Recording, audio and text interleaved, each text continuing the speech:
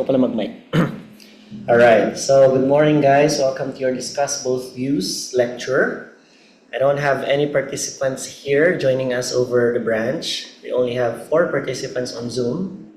So we're still bound to discuss this somehow. If you guys encounter any problems with the connection, if you encounter any lags, just let me know. If you have any questions, you can use the chat feature of our Zoom so that I may be able to address your concern. I would like you guys to ask me questions during, so that some of your classmates who don't have the same inquiry can also be enlightened with your questions. So Discuss Both Views is one of the 5 topics in Writing Task 2. As you probably already know, or if you haven't by now, Writing Task 2 is not only the trickiest part of your exam, but also the most difficult part that many people don't give that much of efforts. Like today, no one showed up at the branch, okay? So Writing Task 2, to put it simply, I discussed the listening major lecture yesterday. It only took me around 2 hours because that was the easiest topic. Okay, when I say easiest, listening questions, you just have to listen to the answers, you just have to type them, that's it. Reading is difficult. People would claim that reading is now the most difficult part of the test, but despite that, there are answers. You just have to find them. But for writing, you have to be the one to generate. You have to be the one to produce the essay. You have to be the one to execute it. Not just word or words, phrases, but sentences, paragraphs stacked on top of each other, producing this unified idea that tackles the main topic. And that is going to cause a lot of problems if you are not acquainted with the writing topics. So Discuss Both Views is just one. And it's going to be equally important if you will attend this lecture, because Discuss Both Views will enable you to compare some of the writing tasks that we have. So we will list them down. We have the agree, disagree. I need contrast. Let's use the black one. Do you agree or disagree? We have the Discuss Both Views, which is today. We have the open-ended, which is exactly what I will be discussing 2 weeks from now. We have the to what extent. We have the advantages versus disadvantages. So if you can imagine, the advantages and disadvantages, to what extent, and do you agree or disagree, all belong in the same category. We refer to them as the opinion category. Meaning, you are required to include your opinions in these instructions. But for Discuss Both Views, your opinion would not materialize. You would only be requiring your opinion in the end. For open-ended, that's a different kind of game, so I don't want to spoil you. But open-ended is the most different, it's the most unique out of them. So if you can imagine, Discuss Both Views will be very different from the 3. With your do you agree, disagree, with your to what extent, with your advantage, disadvantage, Discuss Both Views will be different. Because this will not be requiring much of your opinions. Therefore, you have to be good at producing details, at providing details. So although topics in Discuss Both Views do not require you to have a specialist knowledge, you need to be able to present ideas on general issues. And what are general issues? General issues, the thing about general issues, or what we call topics of topics with general public interest,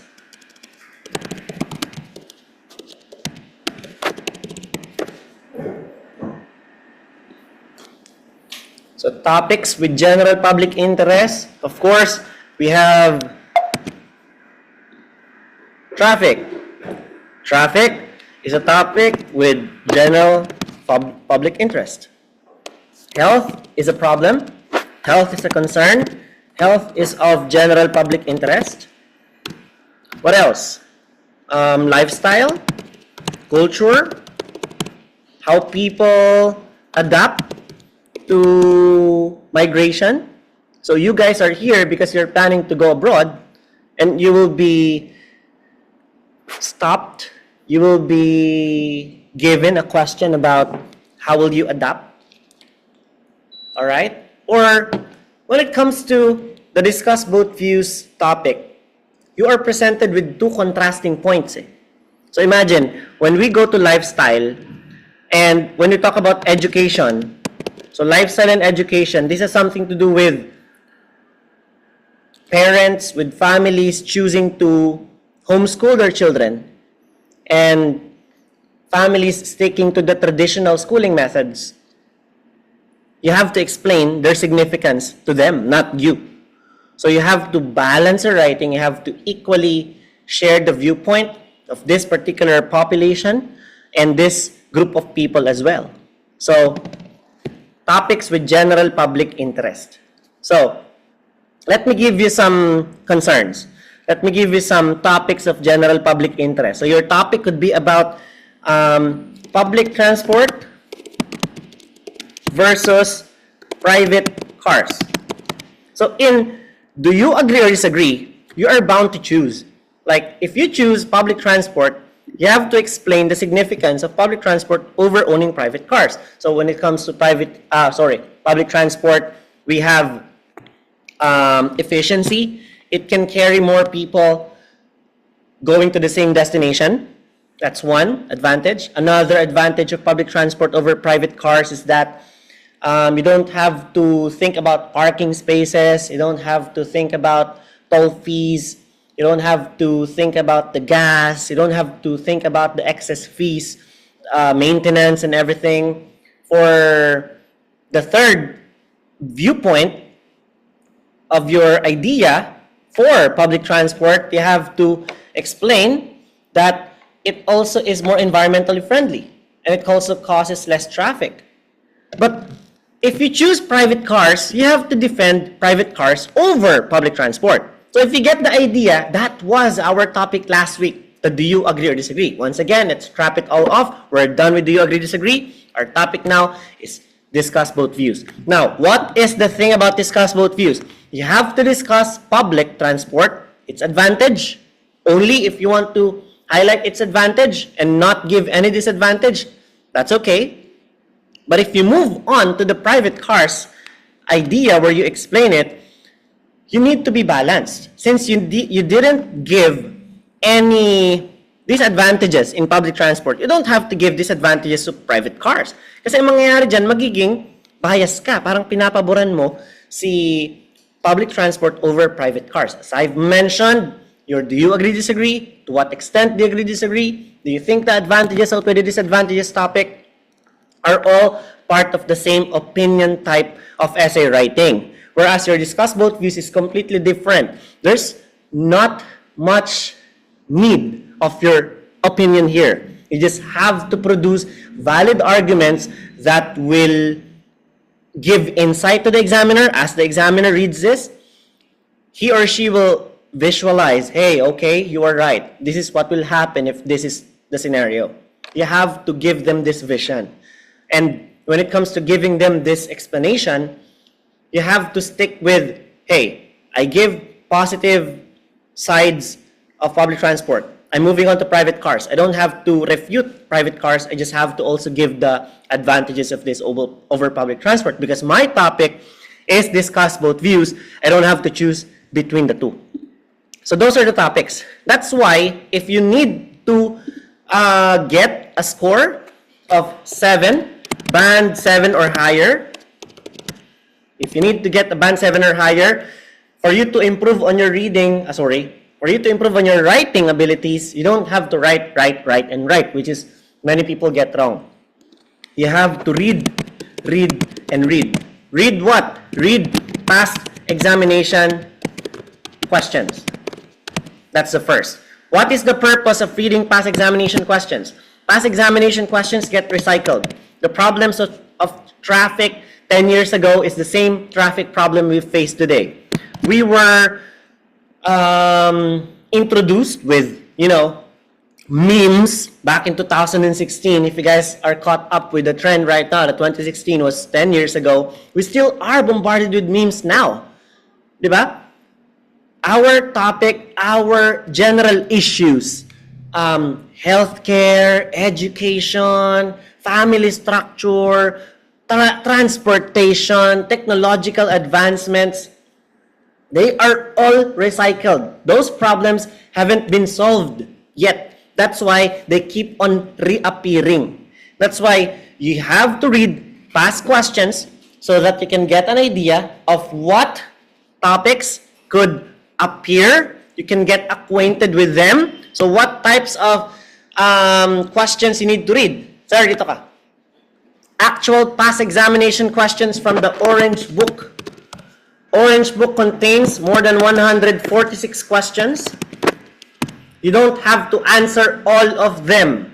You just have to scan them. Scan, ask yourself, question number 1, I can survive. Question number 1, give yourself a check. Question number 2, if this is the question asked to me, the question is about healthcare, I think I can manage surviving this topic because I'm a nurse. This is my forte. So number 2, move on to number 3. Number 3, I think this will be a problem. So as you scan those questions, I want you to take note of the topics which will prove to be detrimental, which would produce difficulties for you so that you can prepare for them. So read the question so that you will know what are your strengths and weaknesses. Remember, we are all built differently. I may be good at topics about education and healthcare because that is my forte. You could be good at topics about economy and architecture. That isn't my thing. So you have to ask yourself, you need to equally balance yourself. How can you be holistically prepared for the test? And that is by reading the past examination questions. So, you read through those questions. You found out that there are probably 17 topics that will become a hindrance in your examination. That in reality, pag ito ang natanong sa'yo, ang chance mong pumasa in a limbo, di ba? So read information about them through broadsheets. We have a question here. Sino to? Si Yvonne. Okay. Saan po sila makakakuha sa Orange Book? I-upload ko po si Orange Book later. Okay. So look for page 55. Nandun po yung 146 questions. And then I also have questions during presentations. May mga questions din ako dito. Tapos sinasagot ko rin siya. Kasi syempre, sabi nga ng mga estudyante, sir, ano ba naman? Tanong lang ba ibibigay mo sa amin? Pwede bang sagot din? Diba? Magbibigay din po tayo ng mga sagot. At ito pong handout na to, specifically, this one I'm using right now for my presentation, will also be uploaded together with number 1, the replay video, number 2, the Orange Book that contains the 146 questions on page 55, and number 3, this exact same handout so that you can scan through everything that happened later as well. Alright? What do you mean broadsheets? Broadsheets are English newspapers. Why English? Well, bitch, you're going to take your test in English. Bakit na magbabasa ng mga tik-tik, bulgar, abante? No? Ano mapapala mo doon? So read broadsheets, specifically the opinion section, specifically the news section, because you can use the way how the editorial part of newspapers execute their arguments. Arguments are very essential. News will give you pointers, will give you facts that you can use in your approach. So they are equally relevant. Opinion section and news section. Sometimes you can also read the lifestyle section, the sports section, just to get acquainted with them because sports could also be a topic. Lifestyle questions also appear on the test frequently. So, read at least one article per day. Again, the price of newspaper right now is 24 pesos per piece. And we don't want to buy something that will not have any effect on us tomorrow. Kasi ang news pabago-bago yan eh. One time, nung presidente pa si Duterte, sabi niya illegal ang loto. So, wala nang nagloto. The following day, okay na daw pala ulit magloto. So, pinalitan na naman. Di ba? Pabago-bago po ang ating balita. Pwedeng may bagyo ngayon, bukas wala. Ganun lang siya kasimple. So, sir, ayokong gumastos ng 24 pesos for something na hindi ko naman magagamit for long term. So, anong dapat mong gawin? You have your phone. You can check the websites of those newspapers because they have newspaper websites. So, for Philippine Star, you have PhilStar. You have the Inquirer.net, INQ.net. You have the MSN.com. You have the Bloomberg. You have the Huffington Post. These are internationally acclaimed newspapers, and some of your examiners are editors of these websites. So, they may have this, what we call, writer's hangover. Parang, okay, ginawa ko tong topic na to kagabi, ito nga rin mapatanong ngayon sa exam, bukas. So, if you can read those magazine websites, one article per day, that will be good. No? And lastly, read sample essays with precaution. When I say with precaution, we don't just read anything that we see on social media, on Facebook, on Google, on YouTube. There's this Chinese person talking about how to get 9 in IELTS. Diba? They will claim that IELTS is easy. That this is how you should do. There's this universal format that can work like magic in all the writing task instructions. This is actually false. So why does their channel still have a lot of views, a lot of followers, subscribers? To put this idea simply, people want to watch what's good.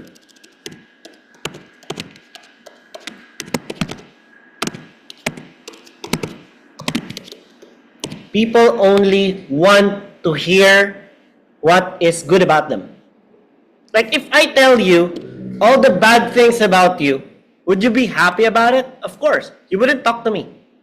Di ba nakakausapin? Pucha, puro negative sinasabi mo sa akin eh.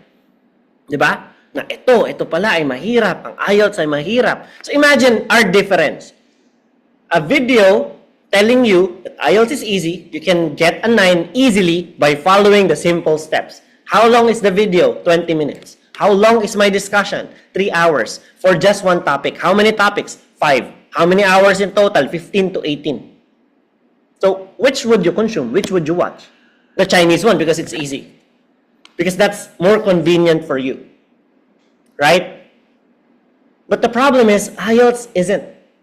Writing isn't easy. There are a couple of things, couple of steps you have to go. You have to take for you to pass the test. Or better yet, just to even see the shadow of a 7. Tagalog ba lahat ng estudyante ko? Alam naman yun si mama na.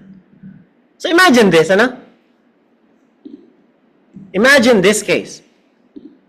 People only want to hear, want to watch what's convenient for them, what's good about them. And we want to refrain from hearing the bad things about us. That you are bound to fail if you don't do this. I keep on making you be afraid of the test. I keep on instilling fear in you. Okay? Just to move your asses around. Kasi you guys are lazy. Napapansin ko ngayon, masyado na kayo nare-relax. You know, I have this conspiracy theory that those IELTS websites that you see on Google, those IELTS YouTube videos that you see, British Council, quiet lang to, huwag niyong pagsasabi to, no? And IDP, the co-founders of IELTS, were the ones who asked third-party people to post those kind of stuff, to distract them from the real thing. So that here's what will happen. People would believe the YouTube videos. People will believe the websites. IELTS Liz, IELTS Buddy, those websites. Alright? They will believe those websites because it's easy, it's free. Are you getting the point? Libre. Bakit di ko yan babasahin? Ba't di ako dun magbabasa? Diba? And in the end, you fail. You take the test again. How many test takers in a year? Ganyan pong karami. How much is your examination fee? The examination fee is 14K. We multiply 14K with 200,000. You will be surprised. Okay? We have 200,000 times 14,000. Nag-error na. 2.8 E9. Teka lang ha. Baka dito sa isa. 200 times 14. This is 2.8 billion pesos. 2.8 in billion pesos. Pucha, pag nakita to ng mga senador, salamat na lang, di pa to alam ng mga congressman na may pera palang billion dito. Baka pati to abusuhin nila, no? You see the crazy part? What if this 200,000 pesos, sabi nila, teka, gusto kong bumili ng mansion, sabi ng mga examiner, sige, pataasin natin yung bilang ng test takers, ano gagawin natin? Diba? Paramihin natin yung babagsak. Paano natin gagawin yun? Magpakawala tayo ng mga third party, kunwari, madali lang si IELTS, para paulit-ulit sila mag-take, para yung 200,000 maging 250,000. Easy money yan. That's another 700 million pesos. Diba? Sana naiintindihan nyo why. Imagine this case, ha? First time, test takers. By the way, guys, ang dami kong sadyanteng teacher ngayon. And I know you guys believe in numbers. You guys are number-based. Kasi you compute the grades of your pupils, no? So yung first time test takers natin, meron lang po silang 9% chance of getting a 7. Now, if you ask me, would you bet on a 9% chance? Diba? Would you bet on a 9% chance? Pwede. Bababa ka ng hagdan. May 9% chance ka mabuhay. Bababa ka ng hagdan? Ibig sabihin yan, 9 out of 10, patay ka. Susugal ka? Hindi. Hindi ko alam kung kailan mag-a-appear tong 9% chance na to. That's a very low chance of getting a 7. Bakit kaya? Kasi, 70%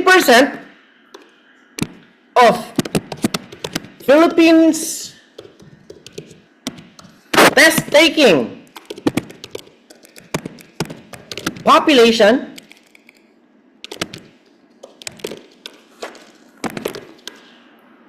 is not enrolled in review centers like this one. Is not even acquainted with the details of the IELTS exam. Ganyan pong kababa ang may idea. Less than 30% sa IELTS. Eh, paano yung second time test takers?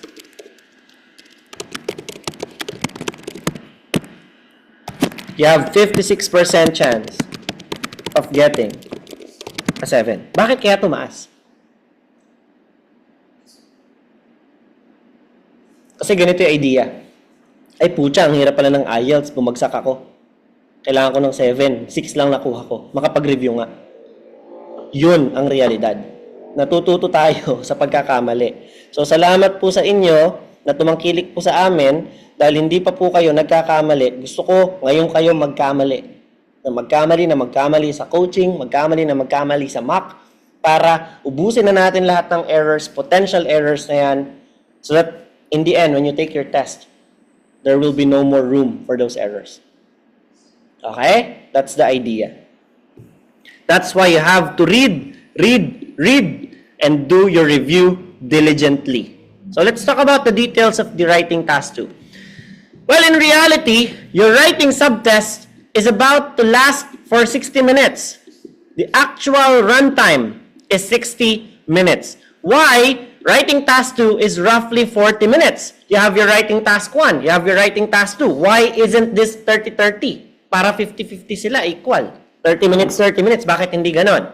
Well, remember, writing task 2 will require you longer time to finish since it requires you to write more words. That's the logic. Writing task 1 is only 150 words minimum. Writing task 2 is 250 words minimum. Therefore, you are required to spend time. You are expected to spend time onto something that will take you longer to finish. Eh sir, paano kung natapos ko na to ng 30 minutes lang? That's good for you. Diba? If you can finish it faster, better. But there is no benefit, there is no bonus points if you will be finishing less than an hour. So why do I require that you guys do writing task 2 first in the actual test? Because writing task 2 carries more weight, 67% of your total score. So imagine this. Your score in task 1 is 5. Your score in task 2 is 8. So how is your grade computed? T1 plus T2 times 2 divided by 3. So if you do the math, task 1 is 5, task 2 is 8, but you multiply 8 by 2 first, it gives you 16. You multiply, you add 5 and 16, the answer is 21. So 21 divided by 3, your score is still band 7 despite scoring only a measly 5 in task 1. Because writing task 2, look at its weight, times 2. You multiply it by 2. 2/3, 67%. This is actually going to carry most of the weight of your writing subtest. So sir, are we allowed to do writing task 2 first in the actual test? Yes. You can switch between task 1, may box dito, and 2. Even in pen and paper based setting, you are given both of your questionnaires, you are given both of your answer sheets. It's up to you to decide which one you want to do first. But my suggestion, my recommendation, and let me tell you this, if this is the thing that you will do, failure will be minimal. Do writing task 2 first in the actual examination. You are much more alert, you're much more energetic, you're much more efficient. Writing task 1 at the end of the day is just letter writing for GT. Writing task 1 at the end of the day is just statistical report writing for academic. And you just have to transcribe every of those elements present in your task into a written format. So it's easier to do writing task 1. That's why you put the easy thing in the end, because it will enable you to finish it much faster. So, task response will be how you present your idea, how you answer the question, and the number of words. This is the most critical issue here, the number of words. So let me discuss this number of words. This is the official answer sheet. Okay, let me return. Let me go back. This is the official answer sheet of writing task 2. You will not see this if you will take the computer-based test. And this is your assessment boxes. Examiners will use this to compute your score. So here's the thing. This is your task response, task accomplishment, task attainment. You name it however you want it, but the goal is simple. Did you answer the question? Did you respond to the actual instruction? Did you follow the instruction? And were you able to submit a writing task with adequate number of words? So in this case, you have to write more than 250. So if you will be exceeding, let's say you write 256, for example, you wrote about 302, that is even better because the minimum is 250. The goal is to go beyond 250. What we don't want to happen though is you exceeding 350. Why? Because remember, your grammar and lexical resource will be assessed as well. And meaning, if you will be exceeding 350, potentially you are just going around the bush. You could be over repeating a particular word or term, because this is task specific, you could be committing a lot of errors. You know the saying, the more you speak, the more you commit mistakes.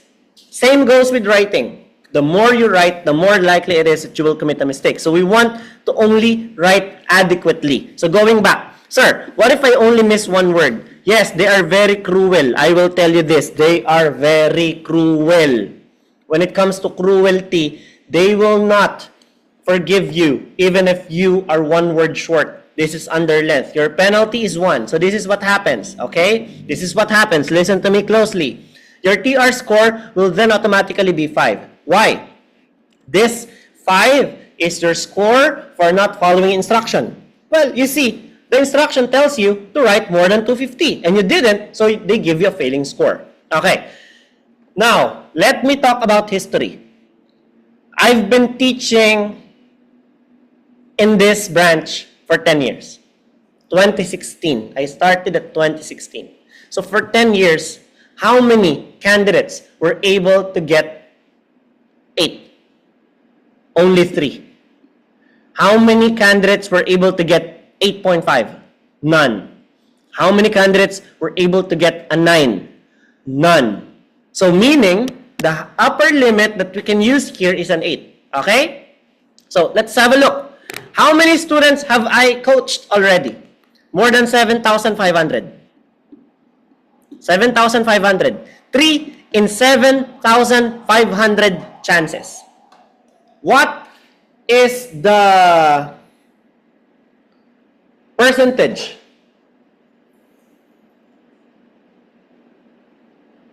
What's the percentage of 3 in 7,500? This is 0.04%. 0.04%.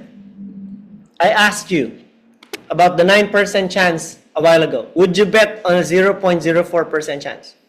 Not even close. I wouldn't even think about it. Okay? So the reality is quite cruel. Yung tatlo po na to, no? Bigay ko yung background. Yung isa dyan, neurosurgeon sa Iloilo. Na ngayon ay decorated neurosurgeon na sa UK. Yung isa dyan is graduate ng Lasal, political science, pre-law. At yung isa dyan, hindi nga Pilipino eh. Taga Sri Lanka pa. So, ibig sabihin, ganun pala yung demographic profile ng mga naka-8 sa writing ni Sir Kevin. Ganun kabibigat ang kanilang kalibre. Hindi naman ako ganun. Tamad nga akong pumasok eh. Lulubog-lilitaw lang ako dito. Hindi nga ako nagpapakoach. Ano aasahan ko maka-8? Ano aasahan ko makalapit sa 0.04% chance na to? Pero, ganun pa man, pakita natin, naka-8 ka sa coherence, naka-8 ka sa grammar, naka-8 ka sa lexical resource. I-add natin to lahat. 24 plus 5, 29. 29 divided by 4. 29 divided by 4, 7.25. 7.25. Wala namang 7.25 sa exam. Round down yan. So, 7 yan. Sir, 7 pa rin pala ako eh. Well, in 0.04% chance, but you're missing something. There's still a penalty. Minus 1. So, ilan na lang ang score mo? 6. 8 ka sana. Dahil lang sa number of words. 6 ka lang. O, tingnan mo naman tong scenario na to. Nagsulat siya ng 273. Wala siyang penalty. Sakto lang yung task response, 6. Coherence and cohesion, gumamit mga connecting device. Proper naman yung transition, binigyan ng 7. No repetition, bigyan natin ng 6. Grammar, okay. Ilan ang score na to? 6.5. Mas mataas pa siya kaysa dun sa mga naka-8. So, nasaan ang buhay? Nasa number of words. And the question is, how can you possibly write more than 250 words on something that you don't even know what is? Di ba? Paano ko magsusulat ng isang essay na may 250 words sa isang bagay na wala kang kaalam-alam? Di ba? May tinanong about green wave shopping. Hindi putang inang yan. Di ba? Oh, what the hell is that even? Di ba? So, paano mo yan sasagutin kung wala kang ka-idea? Kasi nga, hindi ka nagbabasa. Kasi nga, hindi ka umaattend ng lecture. O, ano yung green wave shopping? Sige nga. Oh, this is a movement where people purchase more expensive items over affordable ones because they are eco-friendly. Halimbawa, may dalawang brand. O si Nike. May sale. 2,100 days ang sapatos. Di ba? Si Adidas, nakalagay dun sa kanilang etiketa, no? That the sole of this shoe is made from 87% made from the fishnets that we saw lying around on the beach na pwedeng makabigte sa mga sea lions, diba kawawa naman sila. So inipo namin to. 87% recycled material. Magkano presyo? 10,000. Anong bibilin mo dyan? Well, Pilipino ka eh. Makunat ka eh. Tuwan ka. Diba? Ang topic natin, green wave shopping, ang bibili nila, ito. Kasi, naniniwala sila na, pag sinuportahan nila ang mga eco-friendly na movement like this one, kahit mas mahal pa yon, mas okay. Yun yung green wave shopping. Nagkakaintindihan? Paano mo malalaman nyo kung di ka umattend ng klase? Paano ko malalaman nyo kung di ka nagbasa ng mga tanong? Di ba? Lago tayo dyan. Off topic? Kailangan ko lang pala magsulat ng 250 words. Isulat ko na lang dyan yung recipe ng paborito kong ulam. Di ba? First, prepare the ingredients. Cut the meat into cubes. O lagot ka, mababasa nila yan. Alright? Memorize. O yun yung sinasabi ko sa inyo na bawal magbasa ng mga samples online. Okay? Yung sample online kasi, notorious kasi yan na may ganitong phrase eh. This essay will discuss both views. Yan. Or, this essay will discuss the topic, this essay will discuss both sides of the argument. Yan. Ayaw na ayaw ng mga examiner yan. Sintomas to. So, pag nakita nila agad yan, maminusan ka nila agad because of memorize.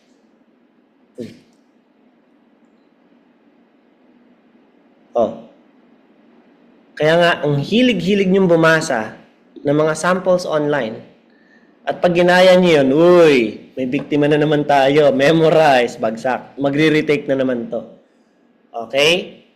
So, alisin po yung mga, this essay will explain, this essay will argue. Bawal na bawal po yan. Okay? Eligible, this is only for poor handwriting skills. May coach kami sa Manila, 5.5 ang kanyang initial score.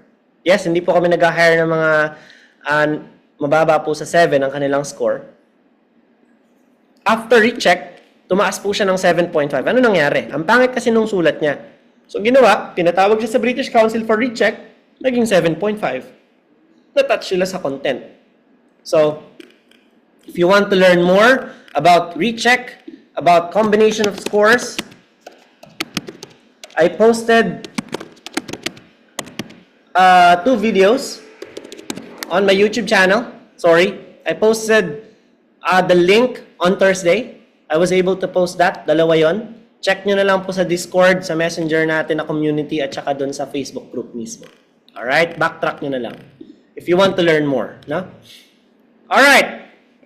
Task response, you have to spend 40 minutes on the given task, understanding how to manage your time well. You have 2 to 3 minutes analyzing and planning, 30 minutes writing, and 2 to 3 minutes dedicated to checking your work. Coherence is about the organization of your ideas. How do you arrange your ideas into paragraphs? So they must flow logically.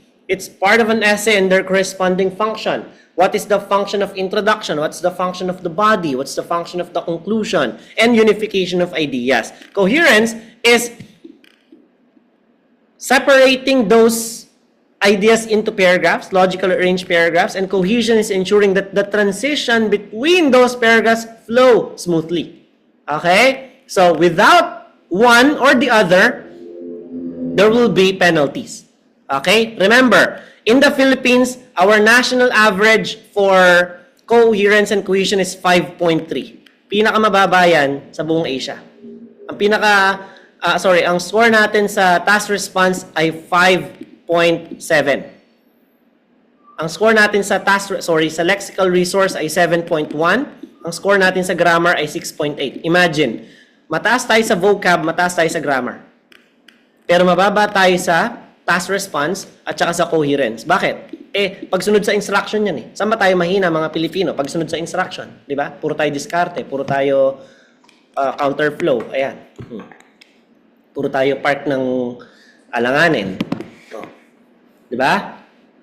So, si coherence, paragraphing. Ilan ba ang paragraph pag discuss both views? Para lang po sa discuss both views, 4. Okay? Para sa agree-disagree, to what extent, advantage, disadvantage, 5. Pero never magiging 5 ang isang discuss both views essay. It should only be 4. It has been 4. It is 4. It should always be 4 paragraphs. Ano yan? Introduction, discussion of view 1, discussion of view 2, and then conclusion with your summary. So that is how it goes. Alright? Again, there should be a transition. So if you're going to move on from one discussion of the first view, discussion of the second view, you have to mention, on the other hand, meanwhile, however, because you want to show transition eh. Di ba? So for the cohesive devices, again, this is devices or transition signals. Di ba? Examiners are looking for these signals, these devices. Why? Kasi, pag wala na tong signals na to, pag wala na tong visual points na to, it is difficult for them to understand. Again, they can understand because they are examiners. But it is difficult for them to notice that you indeed used a transition signal which is needed for cohesion. So, kailangan mong magpakita sa kanila na to. We have visible and invisible discourse markers. If you want to call it discourse markers, fine. If you want to call it transition signals, fine. If you want to call it cohesive devices, sure. But at the end of the day, these discourse markers, they may be visible. I want you to show the visibility of them. I want you to highlight them. Like, on the other hand, pakita mo siya talaga. I want you to use invisible discourse markers as well. Like, one of the many problems brought about by is, you can also use it, these introductory phrases can also be used as strong invisible discourse markers. But do not forget that the visible discourse marker is where the real game is. Okay? It's the part of the essay and the corresponding function and the unification of ideas to transition signals. So, if you want to connect, in addition, furthermore, moreover, you can also use additionally if you want to. So if you want to show contrast, in contrast, in comparison, on the contrary, on the other hand, nevertheless, why would I pick on the other hand versus nevertheless? Imagine, 249 words lang yung essay mo kasi nag-nevertheless ka. Kung nag-on the other hand ka, 253 yun. Nagets yun? Okay? So please, use discourse markers which are easy to spell and which will yield more words. Alright? That is your coherence. So we have clarity, 1 point at a time. You don't have to mention the view 2 on paragraph 2 yet because it will have its time to shine later on. Alright? Vocabulary, words must not be copied from the task description. Sir, answer me this. Why aren't we allowed to copy the words from the task description into our introduction? Bakit, sir? Bawal. Bakit bawal kopyahin? Words. It doesn't give us any merit. Ang dating sa examiner nun, wala ka man lang binago. Ibig sabihin nun, your lexical resource is poor. Yung people pa rin. Yung problem pa rin. People encounter problem due to Ang introduction mo, people encounter problem due to. Same na same. It's carbon copy. So basically, you copy the task description, which doesn't give any merit to the examiner. It means that you do not have a deep lexical resource. Vocabulary, no repetition, no redundancy. Yung mga redundancies natin na minsan hindi natin napapansin.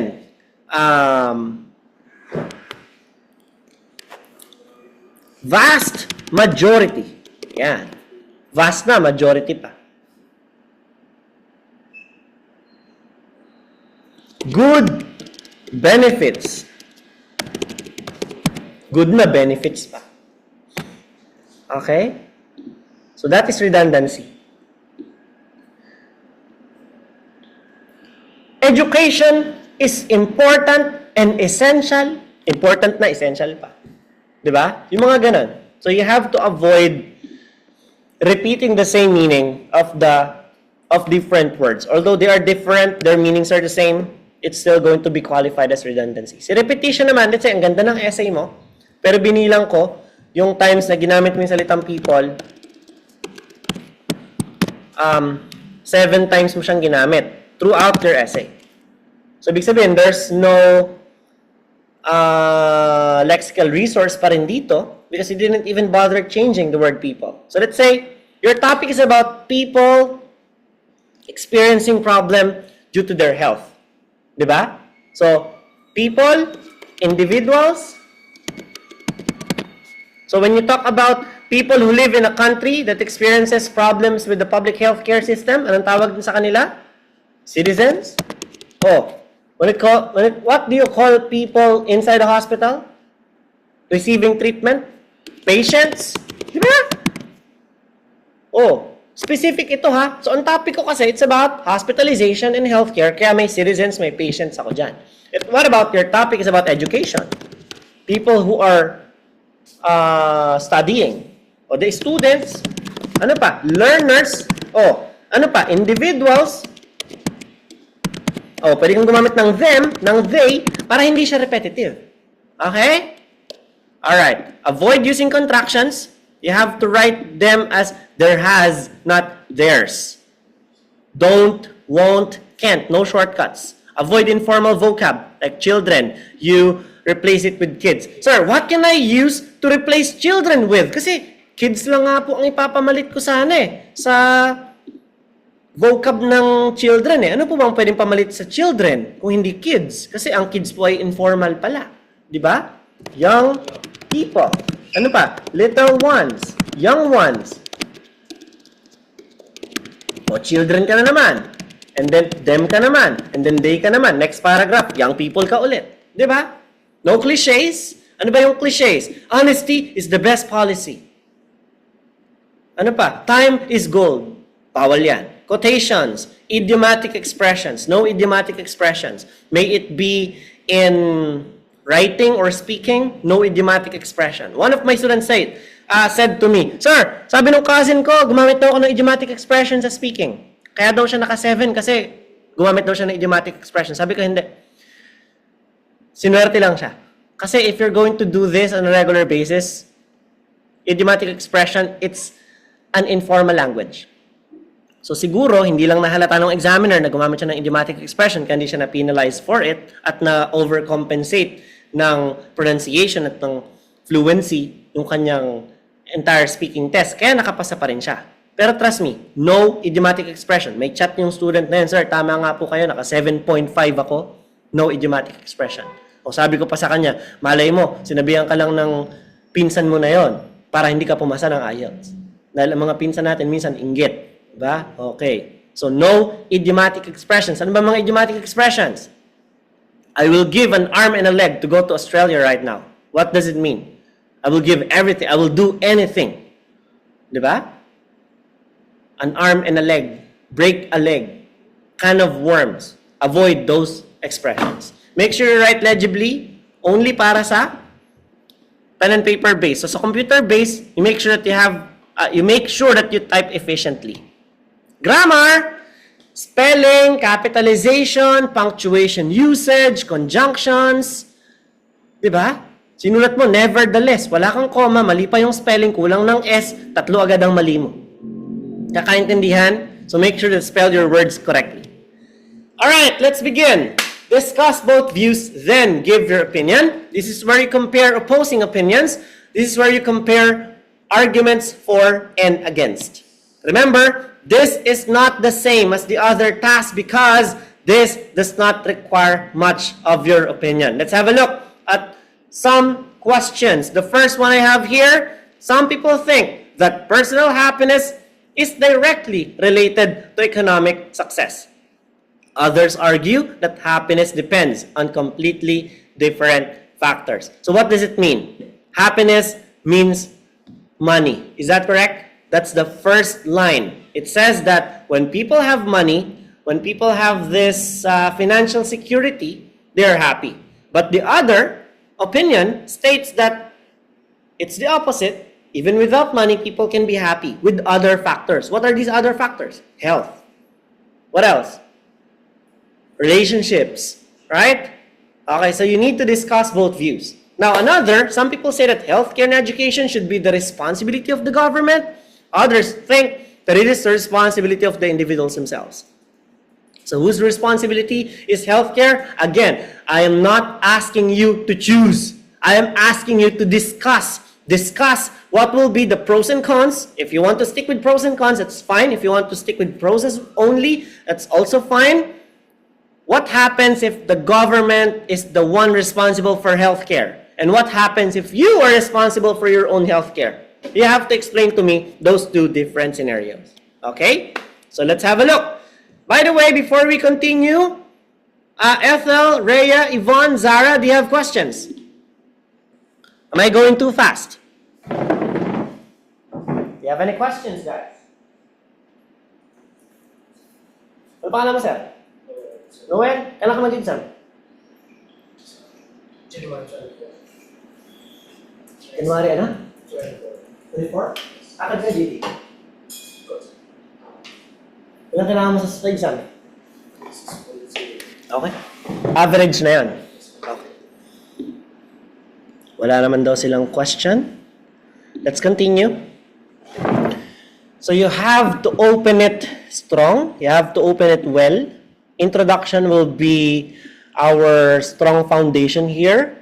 Opening statement need to be neutral. No need for you to say you agree or disagree with the concept. We need to combine two techniques here. The concept of generalization plus paraphrasing. Generalization means you give me an overall picture, a general idea, and then you paraphrase. Paraphrase is a combination of two techniques, no? Rewording, that's the first technique, rewording, and changing the sentence structure. Okay? So when you say rewording, you just have to change some words. According to the requirement, for you to get 6, diba sir, 6 lang ang target mo. For you to get 6, you have to provide 4 new words. At least 4. Ibig sabihin, 4 is the minimum. So for example, you saw, ito yung question natin kanina, diba? Some people think that personal happiness, papalitan ko lang ng many individuals think that personal happiness is directly related to financial security. So may 4 na akong bagong salita nun. Qualified na yan for vocabulary for you to get a 6. Okay? That's the minimum requirement. So you have to paraphrase by combining not only rewording but also changing the sentence structure. So pag sinabing rewording, halimbawa yung simple phrase na I live in Santa Rosa,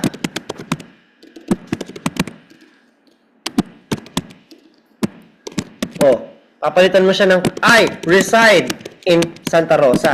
Yan po yung tinatawag nating rewording. Pag sinabi mong paraphrasing, pagbabalik-tarin mo na siya, no? Pag gagawin mong Santa Rosa muna is my place of residence.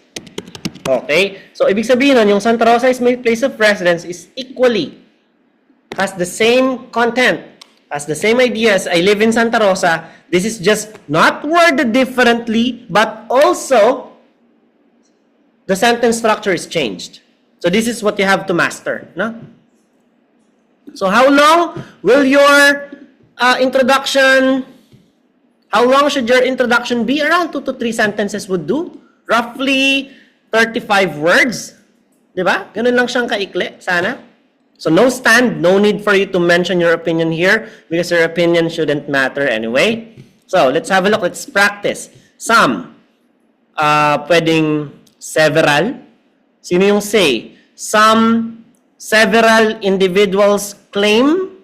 Diba? Several people are of the opinion that knowledge from experience is better, pwedeng superior, than information acquired through texts. Oh. Meanwhile, comma, others are convinced that the opposite is true. So, ganun lang ang introduction mo. So, gawin ko siya, no? Sulat ko. Okay. Many people today are convinced that knowledge, di ko na siya pinalitan, from experience is superior than that acquired through texts.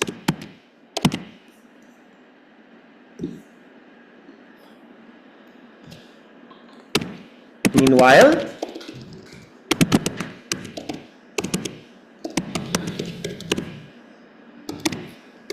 others oppose this concept and argue that the opposite is better, which is knowledge from books. Sorry. Tama, knowledge from books better than experience. Okay? So, yun po yung aking introduction. Paraphrased version. Meaning, kung babasahin mo to, yung idea na meron dito sa dalawang sentence na yan is going to feel similar as what this is trying to insinuate. Okay? As this is what this sentence is trying to give you an idea about. They have the same content. Ito yung isang version na ginawa ko before. Masyadong mahaba ito. Ito yung sinasabi kong generalization. Yung each person develops a myriad of knowledge and wisdom all throughout life. Pwede ka magbigay ng mga ganong introductory phrases na there is a necessity for people to acquire wisdom. Pwede nga mga ganong mga introductory phrase. Yun yung generalization. Binibigyan mo ng importance yung main topic natin. Diba? So, paano ko nabigay yung viewpoint? Di ba? Whether knowledge from experience is more beneficial than acquired from reading materials still remains unresolved. Yun naman yung aking 2 views. So, lagi mong ipipresent yung dalawang views. So, ganyan lang po ang pampapadali ng ating buhay. Some say, a lot of people claim, knowledge from experience, hindi ko napapalitan. Better, superior, knowledge from books, acquired through texts, acquired through reading material, pwede rin. And then, the opposite statement. So, ito nga po yung aking isa pang version, na mas malinis na version. Many individuals are of the opinion that acquisition of information can be done easily through personal learning experiences. However, others claim that knowledge acquired from texts is a more reliable source. Itong however, ta-transition ka na kasi dalawang view yan eh. Meanwhile, in contrast, gagamit ka na agad dyan as early as introduction. May tanong po sa mga participants natin sa Zoom. Ethel, Rhea, Yvonne, Zara. Sa introduction ito.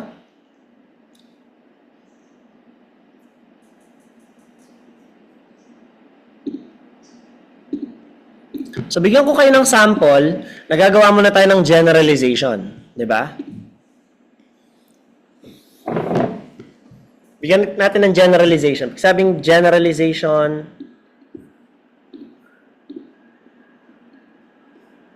Wala naman daw silang question. Yan. So, eating at restaurants is convenient for many people, but some prefer eating at home because it's much cheaper. Di ba? Pwedeng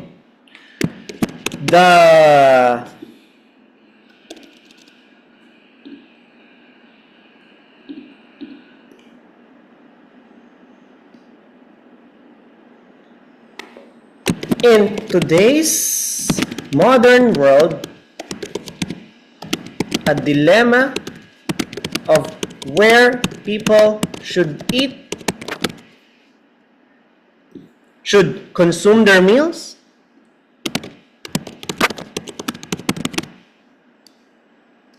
should get their meals,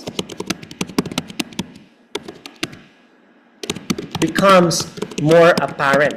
Naging malinaw itong problema na ito. Some people argue that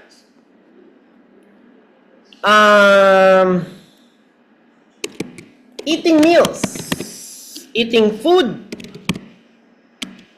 through ordering from restaurants offer a lot of benefits, including convenience. However,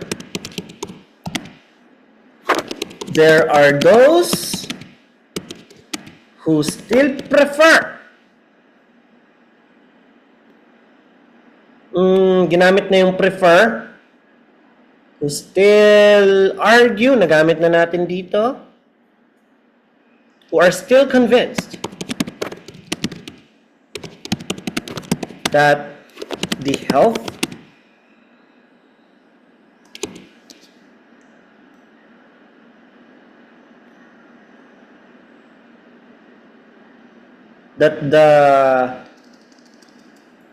sabi dito, cheaper, economical, benefit, advantage. There are those who are still convinced that the economical advantage of home cooked meals are enough to oppose take-away food. Doon. Kung meron kang generalization. Diba? So if you want an easier path, eating at restaurants, so consuming meals, or ordering food from restaurant,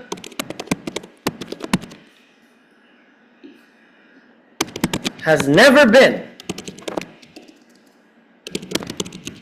easier today.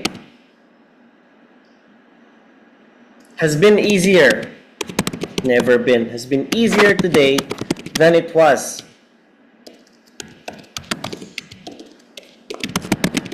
in the past, due to the advances of technology.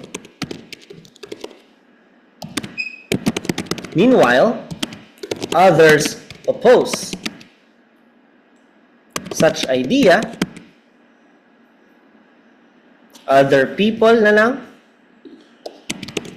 oppose such idea, or other individuals, as they claim that home cooked meals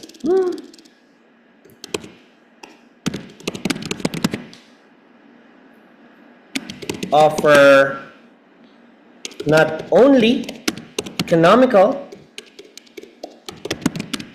benefit, but also healthier. Pwede ring offer economical. Sir, Paano kung hindi ko maisip yung salitang economical, like you? Like, wala po akong ganun sa vocabulary ko. Ano bang pwedeng pamalit sa cheap? Diba? Affordable. Ano pa? Ano pa pamalit? Affordable, economical, less costly. Less cost. Offer affordability and practicality. Yun.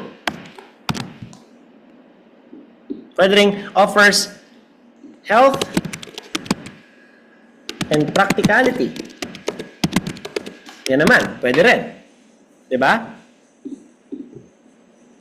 So that's how you introduce them. Ito yung mga sample ko.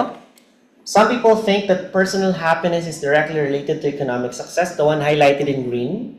Alam ko masakit sa mata. Pinasakit ko talaga sa mata so that you can see the contrast, that this is really in contrast with one another. Ayun po yung viewpoint.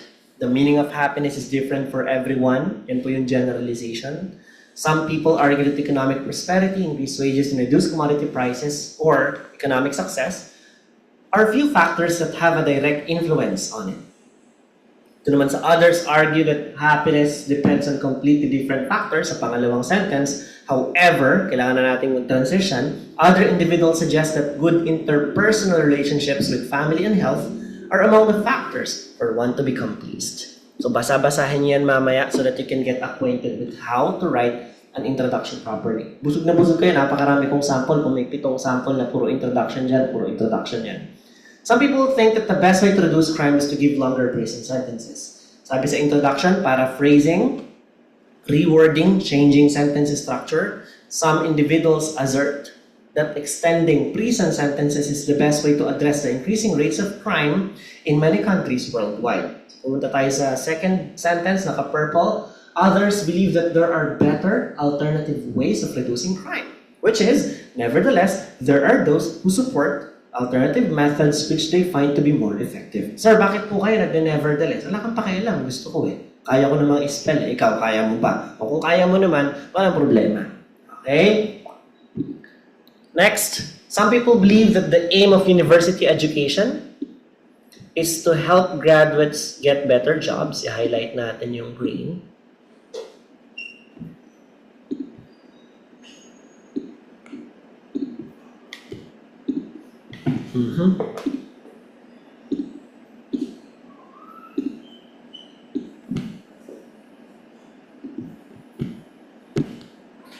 So these days, more people are deciding to pursue university studies, while some are of the opinion that the only purpose of university education is to improve job prospects.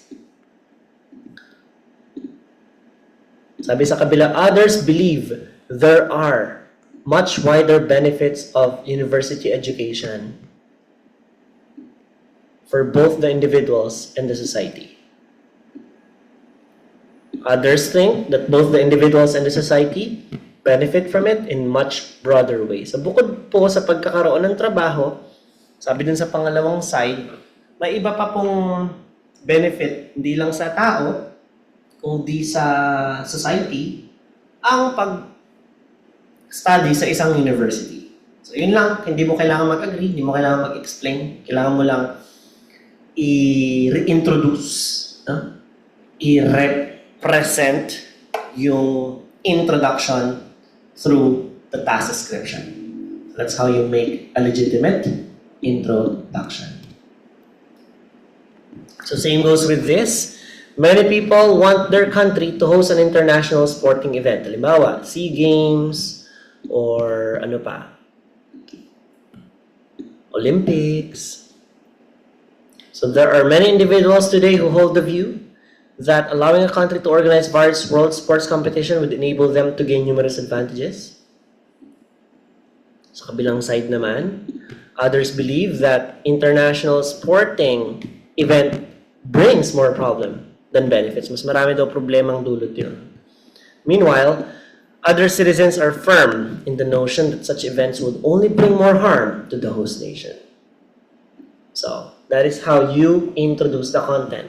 You just have to paraphrase, you just have to change the sentence structure, you just have to choose words which are synonymous with the words from the task description. That's how you make a legitimate introduction. Alright, that is your introduction. Ethel, Rhea, Yvonne, and Zara. Do you have any questions before I proceed to the body?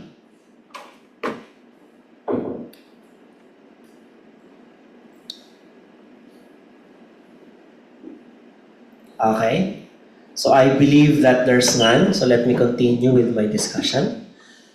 So the body. So this is how you structure the body. Okay, this is how you should structure the body.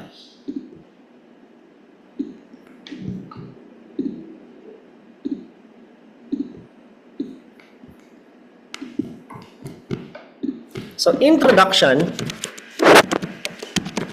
you introduce two views, right? View 1 and view 2. So in your body paragraph 1,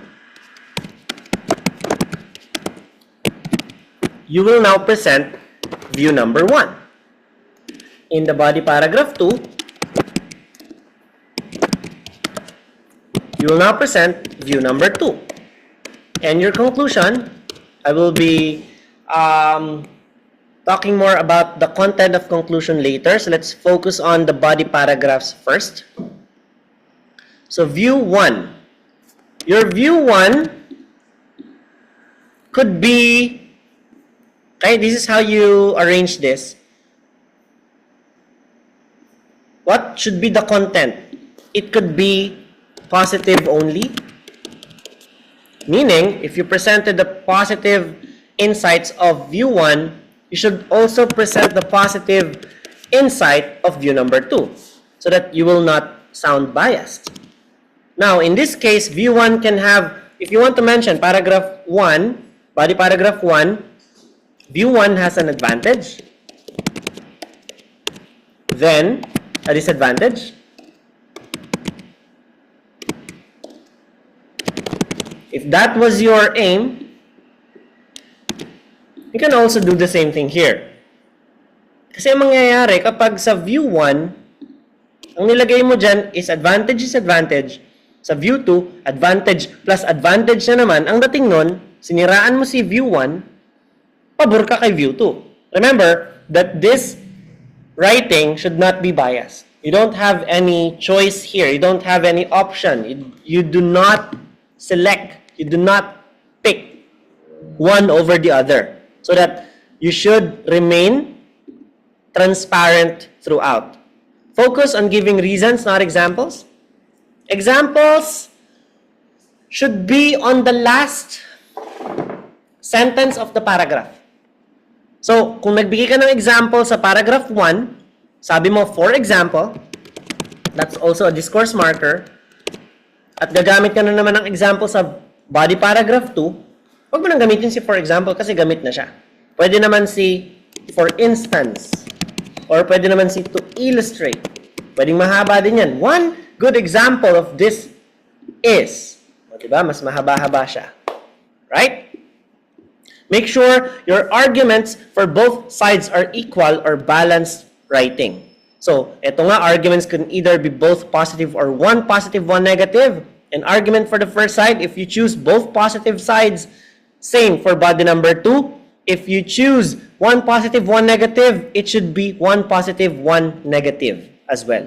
It shouldn't be biased. I know you have your personal preference. In order to be neutral upon writing on your body, you have to think of others' preference. What is the advantage and disadvantage of this scenario to them? That's why you will not be using pronouns like we or us or I because you are not included in the scenario. Or my, like my dog, my shoes, I bought these in Amazon. Diba? You don't present your preferences here. That's why you mention, ano ba ang topic mo? So, kanina tungkol sa happiness. So, people, individuals. So, kanina tungkol naman sa pagkain. Siyempre, may mention mo yung mga workers. Diba? Mga employees. Bakit ba sila umu-order? Alangan naman magluto pa sila sa opisina. Alangan naman magsangkot tsaka doon sa opisina mo, sa pantry. Hindi naman pwede. Diba? So, umu-order lang sila. Bumibili lang sila ng mga lutong ulam. So, workers, employees, students. Diba? O para naman sa home cooked meals, families, people, individuals. So, you have to use those terminologies para direct approach dun sa who are the parties involved in your topic. So, kung ang topic mo is puro children lang, puro tungkol lang sa kanila. Kaya yun lang ang gagamitin mong noun at ang pronoun na pamalit dun ay them at they. Dapat laging plural. So, bakit naka-plural lagi ang example natin na pronoun? Bakit po? Bakit? Naka-plural ang ating pronoun? Para mas madali ang ba't naka-plural lagi ang noun? Para mas madali ang pronoun. Kasi pag nilagay mo, a teacher. Sasabihin mo pa dyan, his/her, his or her, magkakaroon ka pa ng mga slashes sa mga disruptions. Kung teachers, them, they. Okay, ganun na lang. Okay, next. Mag-framework tayo dito, mag-strategize. Teka lang, may utos na ako sa labas.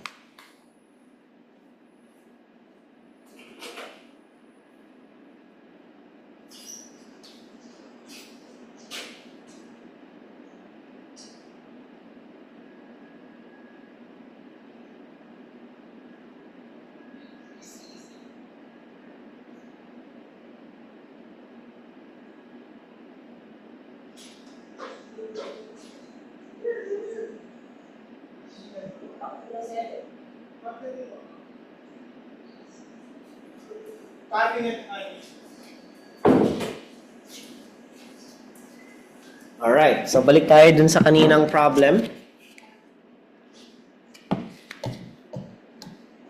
Wala pala akong pantawag. Nakakulay ako sa internet.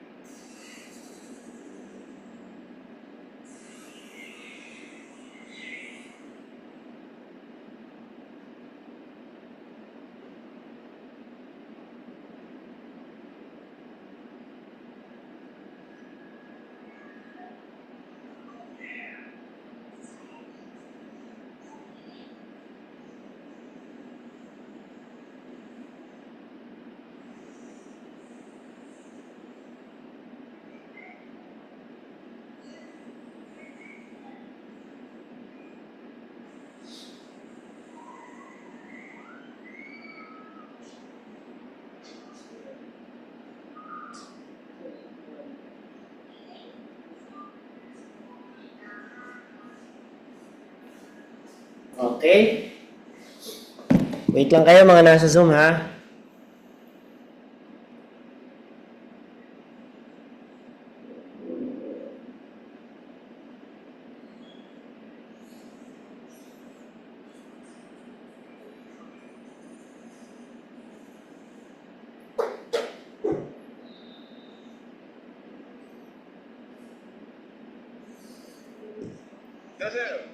Pesan ka?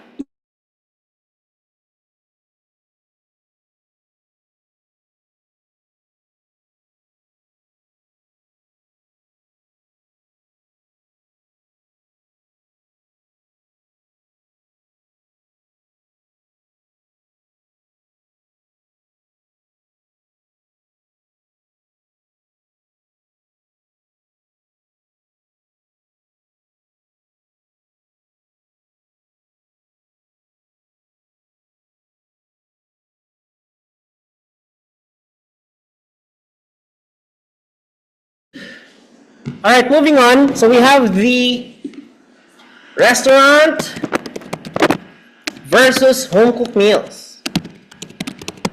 So this is how you can approach this. Alright? So this is your intro, for example. This is approach 1. or your only or advantages only?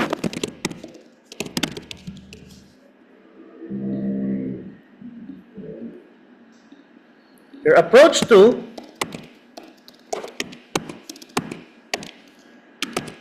is advantages and disadvantages. So, what is the benefit of restaurant eating?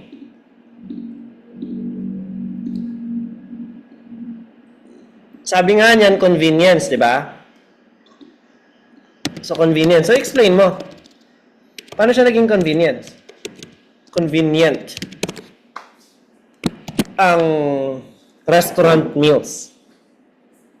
Well, grabe, di ba? Order ka. Hintay ka lang ng mga 15 minutes or less. Kung fast food nga yan, luto na yan. Ilalagay na lang yung fries doon sa lalagyan. Yung Coke, manggagaling doon sa container. Tapos na, magbabayad ka lang. Ano pang advantage ng restaurant meals? Diba? Dagdag mo pa, there's no need for you to think about washing the fucking dishes. Diba? Wala ka nang umugasan. Wala ka ng kaldero na isisin. Wala ka ng rice cooker na lilinisin. Wala ka ng frying pan na i-scrub. Di ba? O, ano naman ang benefit? Okay? Punta ka na doon, di ba? Versus. Ito yung paragraph, body paragraph 1. Punta ka na sa body paragraph 2. Ano naman ang advantages ng home-cooked meals? Diba? Unahin natin yung practicality na tinatawag affordability or economical benefit. Ano po ba ibig sabihin nun? Mura! Diba? Abot kaya. Swak sa presyo. Magkano ang extra rice ng McDo? 35 pesos. Sabi ni Sir, kabisadong kabisado. Mukhang madalas mag-McDo. Ano? 35 pesos. Magkano ang 1 kilong bigas? 52. So, ilan ang kayang ipakainin ng 1 kilong bigas? Maraming tao, di ba? Okay. So, ibig sabihin, the yield, no? Your restaurant meals, your home-cooked meals can yield more servings for a bigger family. So, your savings, merong savings. Di ba? Yun ang kanyang advantage. Ano pa? Healthy. Di ba? So, yung McDo, nako, packed with chemicals, sodium, preservatives, di ba? Artificial sweeteners. Ano pa? Yung overconsumption can lead to unhealthy, magiging kang diabetic, obese. Ayun na, ang dami ng problema. So, yun, ang highlights mo dyan. Yes. Pwede ka magbigay dyan ng example. For example, fast food restaurants like Burger King and McDonald's are. Lagay mo doon. Okay? Ngayon, dito naman sa side na to, para makita nyo lang, parehong essay yan. Dito naman, sinabi mo yung advantage ng home-cooked meals. Sorry, unahin natin si restaurant. Ang advantage ng ang advantage ng restaurant ay convenient. However, kaya mo yun, expensive. Ganun mo na siya titirahin. Dito naman, affordable, but time-consuming. Ganun naman ang labanan doon. Kung ganito po ang gusto mong mangyari, it's up to you. Are you going to go with the advantages-only approach, or are you going to explain them in an advantage-disadvantage manner? Ang approach na ginawa ko para dito sa home-cooked meals versus restaurant eating ay ito. Advantages only. With the rising cost of commodities nowadays, people are becoming pragmatic and just make their own dishes inside the comfort of their home. Persons get to budget their money and wisely spend it on raw ingredients of the meals they're going to cook. In addition, more people are health conscious. Dapat po dyan, more lang, walang more and more.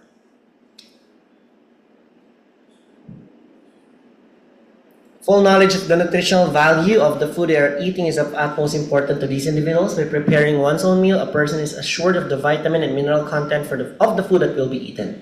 People can meticulously measure and control the amount of fat or salt in the dish they are whipping up. Whipping up means preparing. Then, however, there are those who prefer to eat in restaurants where they can just sit, relax, and have their favorite meal served to them in a very pleasant and inviting atmosphere.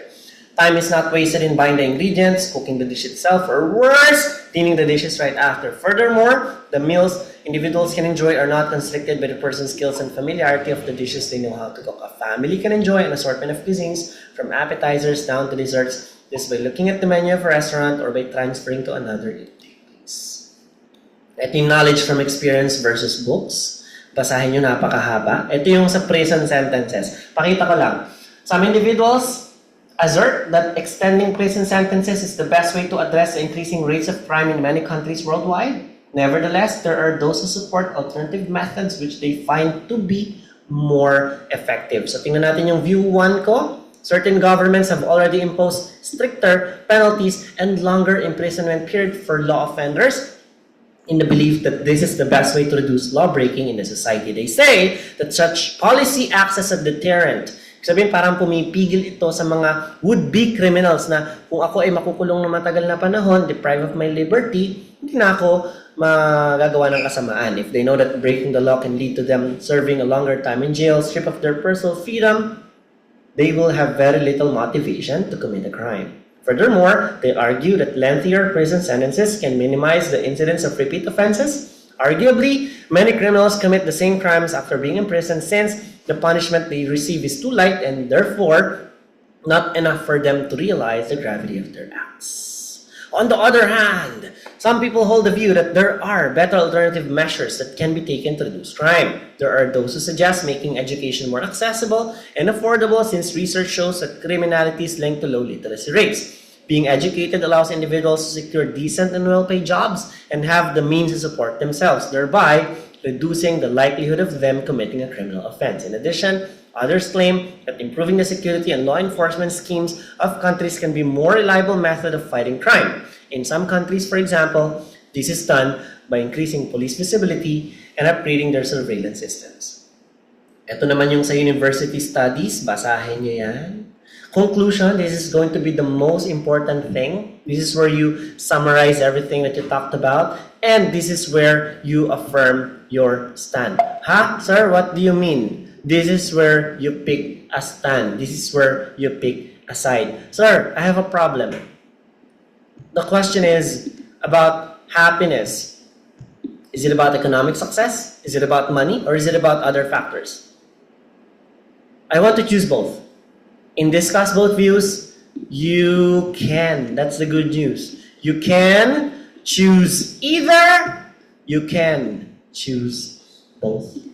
That's the great news about discuss both views. So eating at restaurants, ito yung conclusion. Several people enjoy home-cooked meals for health and practical reasons. I am one of those who prefer to dine in restaurants after comfort and diversity whenever the opportunity to eat is given. That's just an example. Ito naman. In conclusion, although one of the primary goals of university education is to get the best job, I believe that there are clearly further benefits. If people continue to promote and encourage university attendance, it would lead to a better future for both the working population and the entire nation. This is what we call looking into the future. Examiner loves reading something like this. You know why? Because it lets them picture, it lets them envision something far ahead. That this is what should be done. This is your recommendation. That if we do this, look at the future. It will be better, brighter, it will be happy. It will be colorful. Parang ganon. You are letting them use their mind to visualize an event in the future. And when you play with their minds like this, they will give you a better score. Alright? So this is my summary. By the way, you can choose between in conclusion, comma, to conclude, comma, in summary, to summarize, you can choose those phrases. All right? In summary, there are legitimate reasons to believe that imposing longer prison sentences is the ultimate solution to criminality. However, I believe there are clearly more effective ways to deal with this problem that governments need to impose. Or the other side. I am choosing the other side. So edit your work. Baka may mali kang spelling dyan. Baka meron kang hindi nalagyan ng proper capitalization. Edit it. Many people want their country to host an international sporting event. Others believe that international sporting events bring more problems than benefits. Ito yung sample essay ko dyan. There are many individuals who hold the view that allowing a country to organize various world sports competition would allow them to gain numerous advantages. Meanwhile, other citizens are firm in the notion that such events would only bring more harm to the host nation. Bali paragraph 1. Ano mangyayari? Anong benefits? By permitting countries to host international sports events, they could ensure the safety and welfare of their athletes. Yung tinatawag nating home court advantage. Many studies claim that host countries' participants perform better in competition when they are in their home field. This advantage not only translates to huge morale boost that contestants need to win, but also allow for economic benefit as well. Paano economic benefit? Such occasions require the host nation to spend money, budget, para sa infrastructure, logistics, and food. So pag meron tayong kailangan nun, as a result, jobs would be created. Dahil kailangan natin ng mga drivers, kailangan natin ng mga chefs, kailangan natin ng mga transport personnel. And the money spent will return. Bakit? As sponsorships and investors appear during. On the other hand, there are various advantages to the nations by allowing them become primary organizers. Ano nga yun? One drawback is that sports stadiums serve as temporary infrastructure. Saglitan lang, pang every 4 years lang si Olympics, di ba? Even if the host countries maintain them for future local use, they would require significant amount of budget allocation, which would not translate to sponsorships and investments. For instance, many international arenas around the world, such as in London, Moscow, and Brazil, have become areas of desolation. Di na siya na-maintain. They become ruins of what once was and cannot be used anymore. The massive budget used there could have been used for countries' poverty, hunger, and housing problems instead. In conclusion, there are great benefits of hosting international events, but I assert that countries should prioritize the more pressing issues first. I assure that the elation brought by sports competition can be outweighed by citizens' morale if their social problems are eradicated first. So ito yung mga sample nating essays. Ang dami, oh. So pakibasa po yan lahat. Ito pa. Ginawa ko to live. Ito din. All parents want the best opportunity for their children. There are some people who think that schools should teach children specific skills, but others think that having a range of subjects is better for a child's future. Ito yan. Ginawa ko siya. Ito yung introduction. Ito yung body. Pakibasa, pakibasa, pakibasa. 8 minutes ko lang siyang ginawa with 291 words. And ito po ang inyong assignment. At gagawa rin po ako ngayon ng isa. Okay.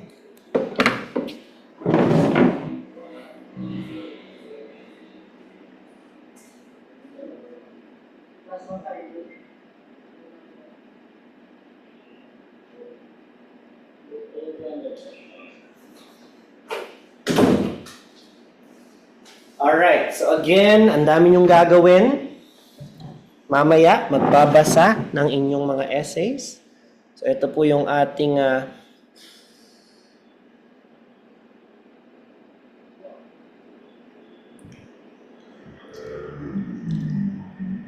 So I have here some questions. Mamimili kayo sa dalawa.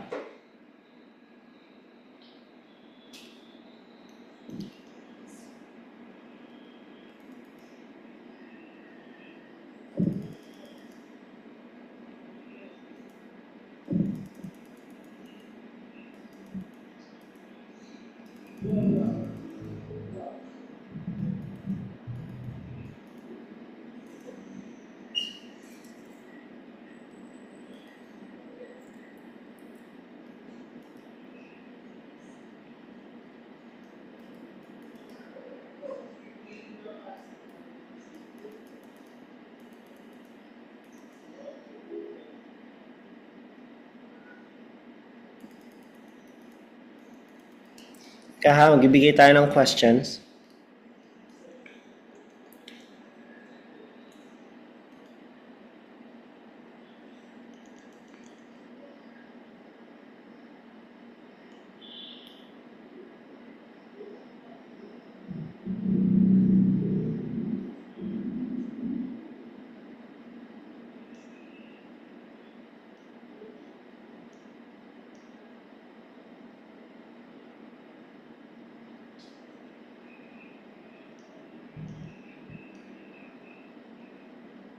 Ito, mukhang gusto ko to.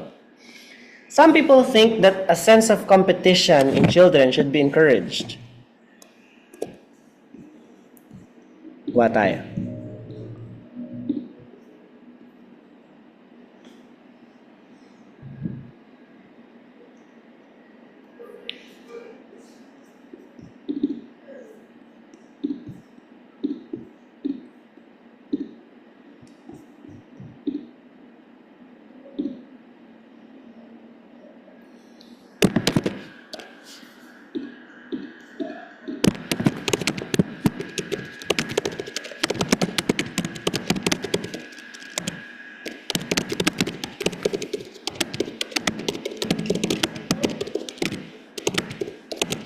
Malakihan ko yan, okay magdala.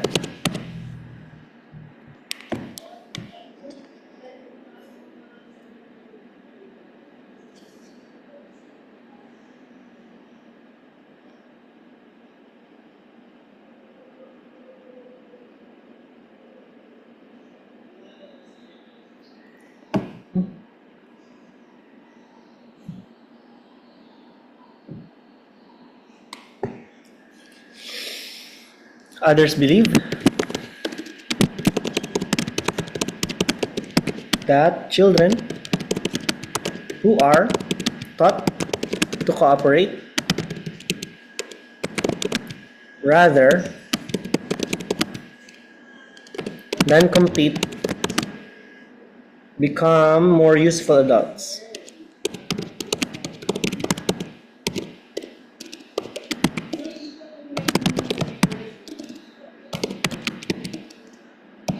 Discuss both views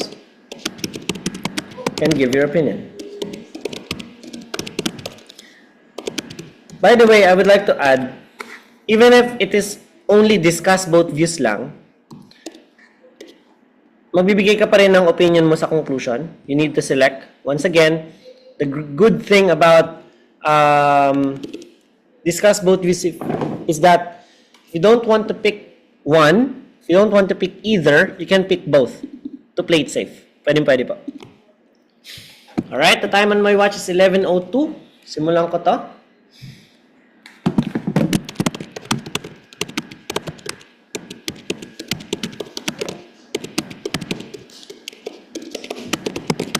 Allowing young people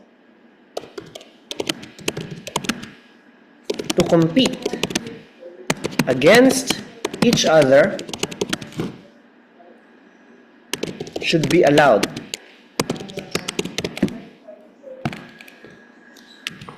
In some ways. In comparison, there are those who argue that allowing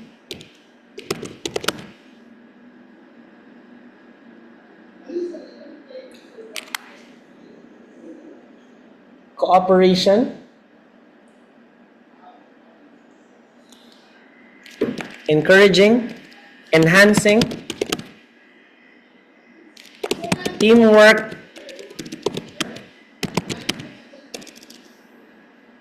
activities among children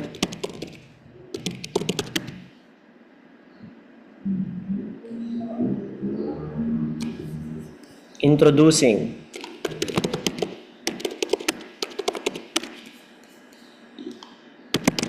can facilitate better development in the long run. Explain.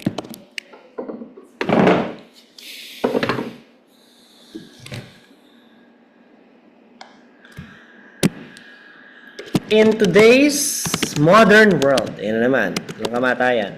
Wag po tayong gagamit ng mga words like nowadays. It's better to use the word these days or today, in this current era, in today's modern world, no? Many people encourage a sense of rivalry among children.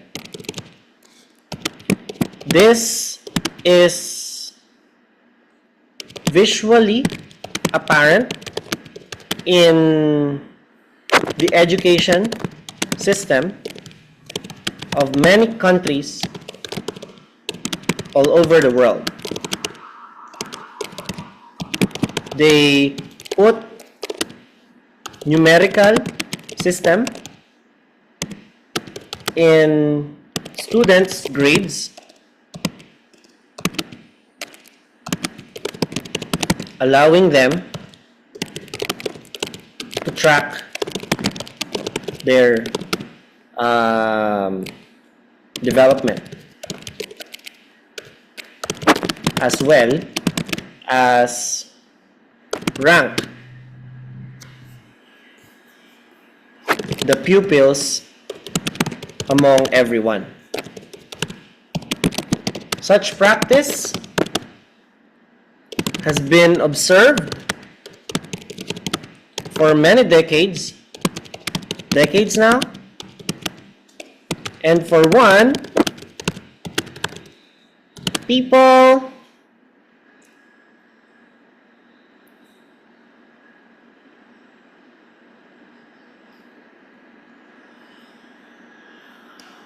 such practice has been observed for many decades now, and for one, people understand the goal of this method.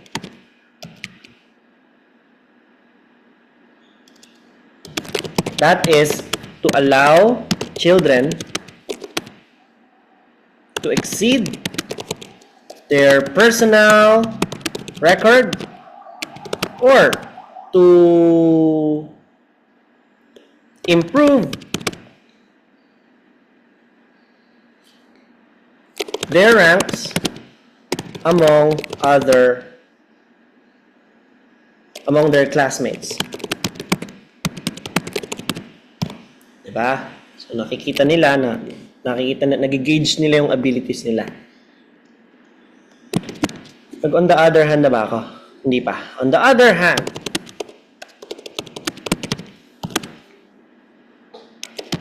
such practice of comparison between learners are not appreciated by many or by some educational systems in Western countries.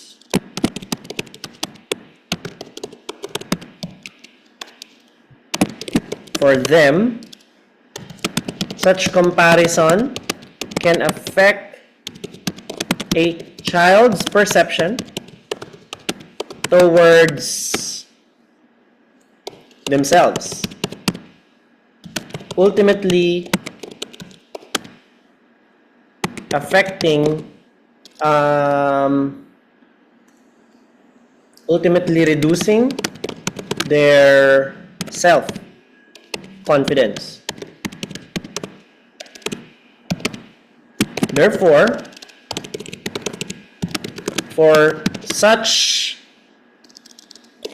these nations, they improved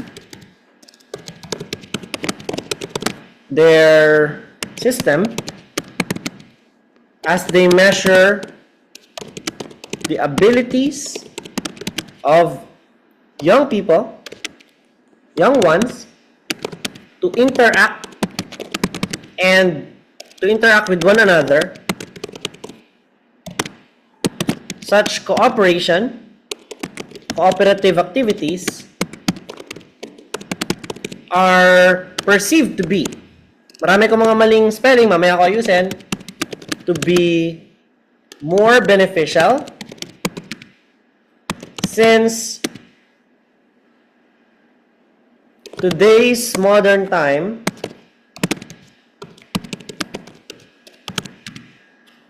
require employees who are adaptive and a team who are adaptive and can work as a team.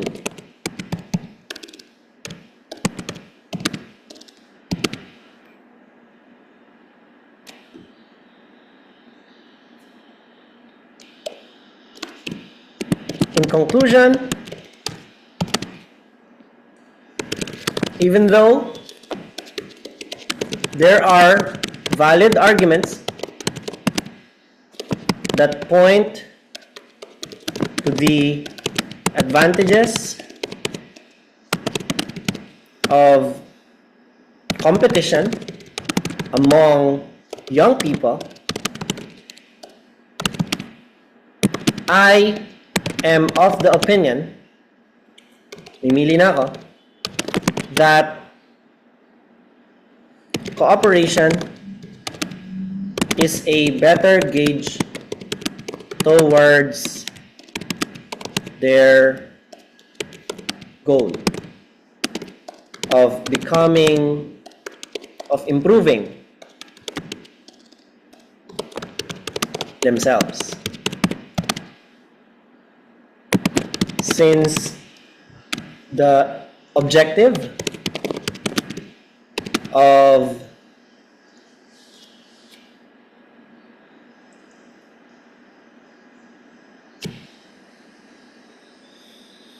in conclusion, even though there are valid arguments that point to the advantages of competition among young people, I am of the opinion that cooperation is a better gauge towards their goal of improving themselves. Since the objective is to enable these young individuals, or to enable the youth to be more cooperative, there is no more valid, there's no better practice than to include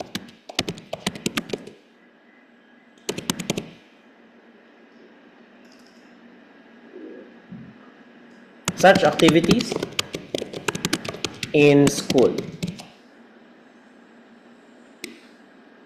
and even at home.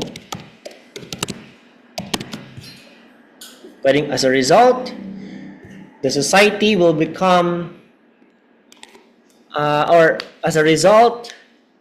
future adults will become more adaptive and cooperative, which will result to a brighter and healthier society, or brighter and better society for everyone.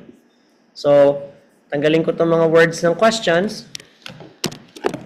270 words in 11:03 ako nag-start, 9 minutes. So marami kong mga mistakes pa dyan, may mga papalitan ako, activites, gawin ko lang yan. Marami pa akong time. So 270 words in 9 minutes. Sir, ang galing mo naman. Siyempre, kaya nga teacher nyo ako dahil kailangan mas magaling kami ng konti sa inyo. But once again, it took me 10 years to develop this skill. This is not overnight. So I want you, I implore you, I suggest that you guys practice. At wala pong nagsasubmit ng practice sa akin. Last week, may assignment kayo, agree-disagree, wala pa pong nagsasubmit. Ngayon, may assignment kayo, discuss both views, baka wala na nang mag-submit.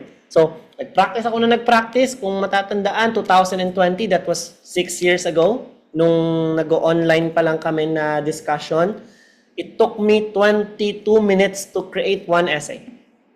22. Now, it only took me 9 minutes to make one from scratch. Diba? May mga edits pa akong pwedeng gawin dyan. But you get the point. Through time, through effort, through practice, you can improve. So, don't be shy to practice and have your assignments checked. So, thank you for staying with us throughout our discussion, Rhea, Yvonne, and Zara. That will be the end of our Discuss Both Views lesson. Have a nice day. God bless and good luck on your exams. Bye.